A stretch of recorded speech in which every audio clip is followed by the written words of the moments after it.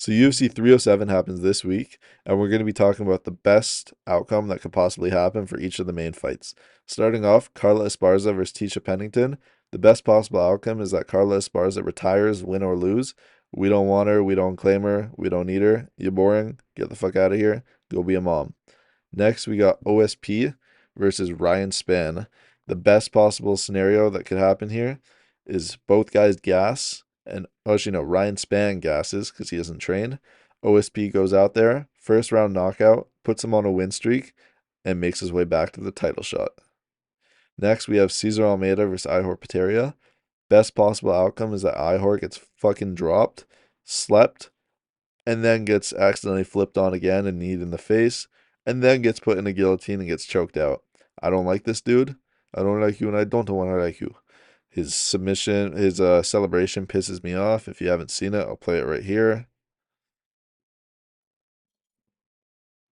Do it, and that indeed does it. Ihor Potieria produces his first UFC win. Bittersweet moment of. If you're rooting for him, you can unsubscribe right now.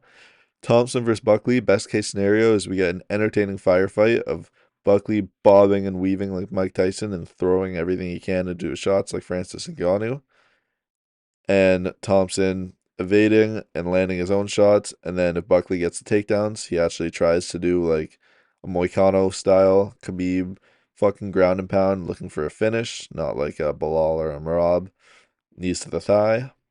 Next, we have Dolidze versus Kevin Holland. The best possible outcome for this fight is that Kevin Holland goes out there and smokes him with a right hand in the first minute. Roman Dolidze went up on short notice against Anthony Smith and beat his ass. If Kevin Holland can go out there and knock out Roman in the first round, it just shows how shit Anthony Smith is, delusional he is, and how much he needs to retire. Next, we have Kevin Vieira versus Kayla Harrison.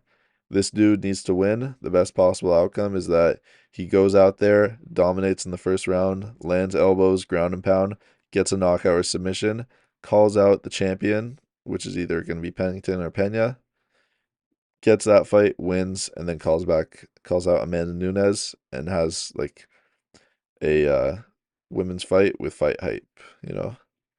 Next, we have Jose Aldo versus Mario Batista. Best case scenario, Jose goes out there, puts on a 3-round masterclass, wins by decision or knockout, gets the mic and calls out like an Umar Nurmagomedov or a Henry Cejudo and gets an exciting fight that'll put him right at the title. Next, we have this fight. The best case scenario is that one of them gets injured or something earlier. Maybe they miss weight.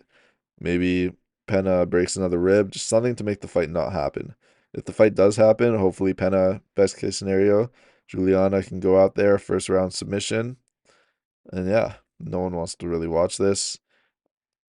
Best case scenario, it doesn't happen. Next, we have Khalil Roundtree versus Alex Pereira. Best case scenario for this fight is that we have a one-sided kickboxing match for Pereira that ends in a left hook or a leg kick.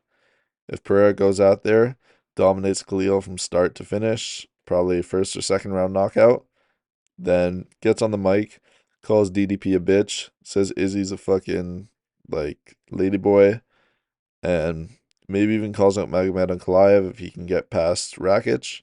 That would be the best case scenario. Maybe he even calls out John Jones, although they just met up together and said they were going to train together, so that's probably not going to happen. Alex, domination, gets on the mic, says some fire shit.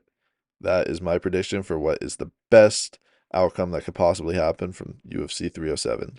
See you guys next time.